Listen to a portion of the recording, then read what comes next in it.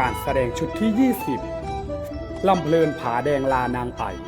หมอลำเพลินคณะอัศวินดาวรุ่งตั้งอยู่ที่ตำบลแคนน้อยอำเภอคำเขื่อนแก้วจังหวัดยโสธรก่อตั้งขึ้นเมื่อประมาณพุทธศักราช 2489 โดยมีผู้ก่อตั้งคณะคือคุณพ่อมีกิจเกียรติ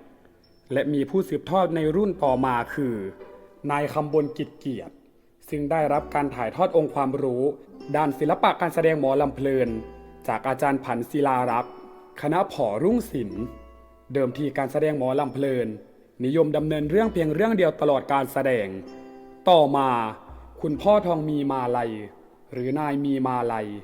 ได้คิดค้นและพัฒนากรลำขึ้นใหม่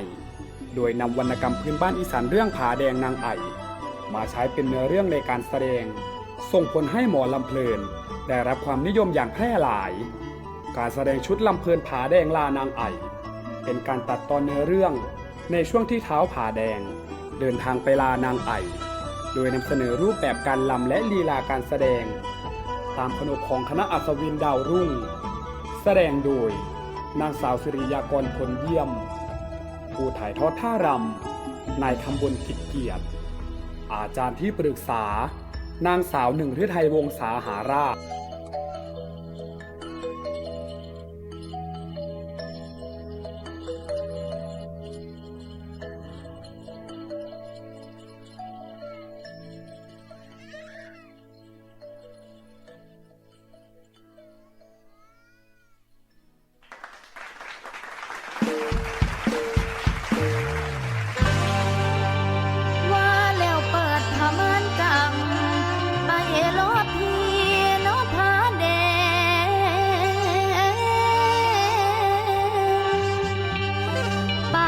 จอมเพ่งควรบ่ด่วนมาลาน้อง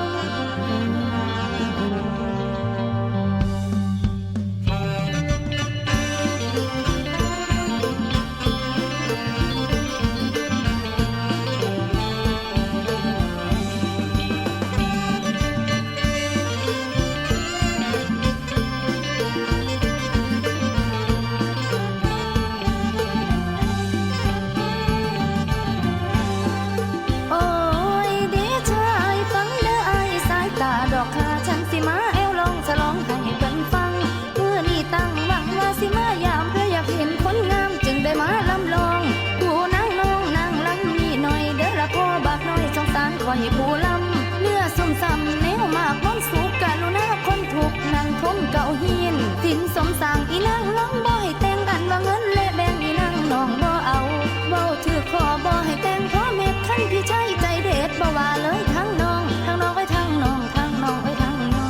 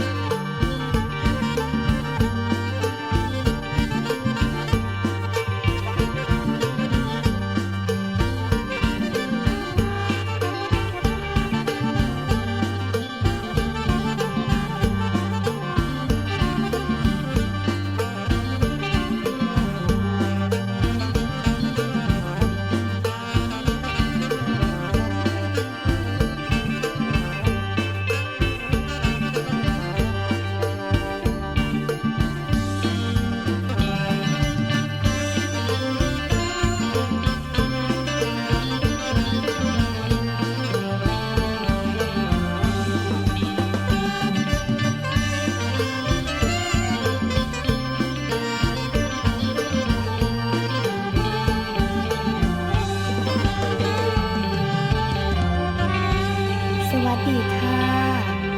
ดิฉันมีนามว่านางไอเป็นลูกสาวพ่อพญาขอมเน่าอยู่เมืองเอกสัพพีตามีการแข่งบังไฟอายผาแดงเพิ่นก็มาน้ำมูแต่บ่ฮู้ว่าการแข่งขันสิเป็นจังใดอายผาแดงสิชนะหรือบ่น้องก็สิคอยท่าฟังข่าวอยู่ทางพี่เด้อ เปิดผ้าม่านกันศิลาไอดอกขึ้นมือ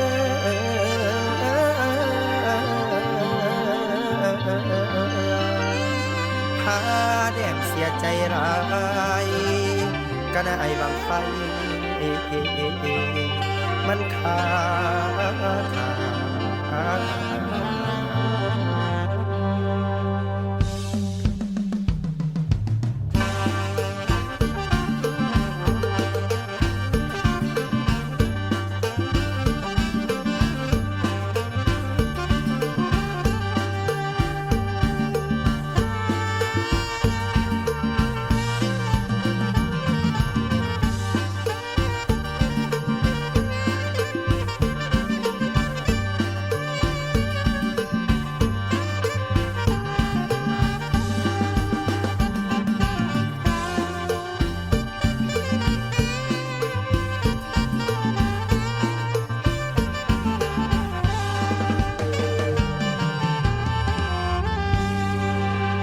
ผมมีนามว่าผาแดง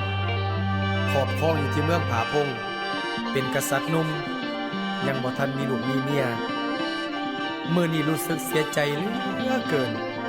ที่บังไฟบ่ขึ้นตามความมุ่งหวังสิทธิ์เดียวเสียงเหียนเขาขึ้นเบิดสุบังเอาละมื้อนี้สิเป็นจังใด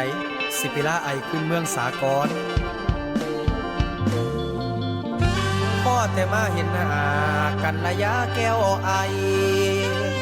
สายใจเอ้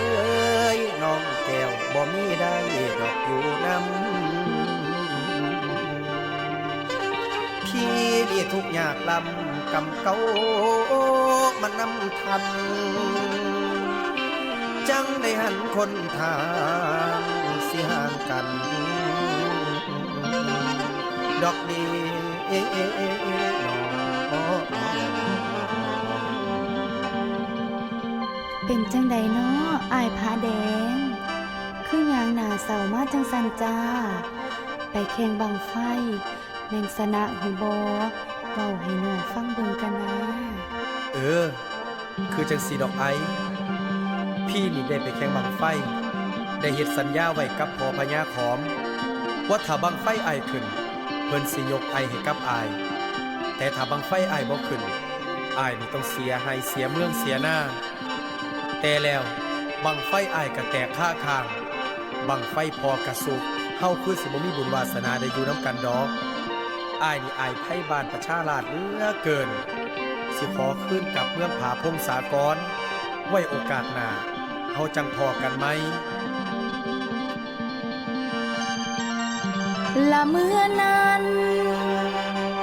น้อยนาคไทยแก้วไอแสนอาลัยเข้าพี่ไปไหลหนีสิห่างเมืองดอกไก่บานสงสารนางแน่เด้ออายย่ำพี่มือหอดปานเก่าละคิดเห็นคำปากเว้าเที่ยวใดดอกเหนียววอนลาย่ำฝนตกแดดหอนสิหลงทงดอกตีนเขา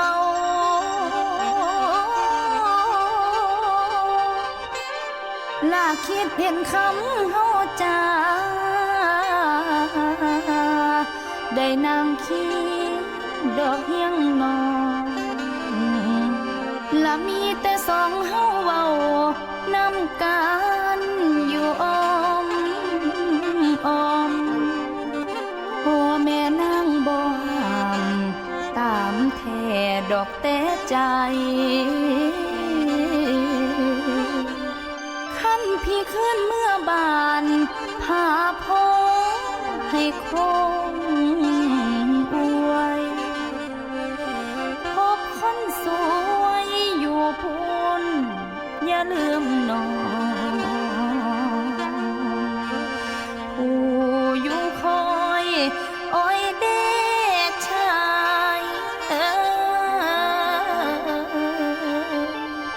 โอ้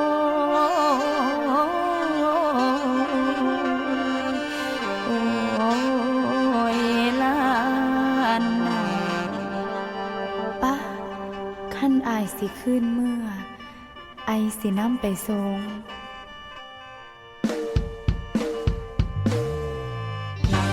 พอแต่ว่าสั่งแล้วสิลงจากนหอป่า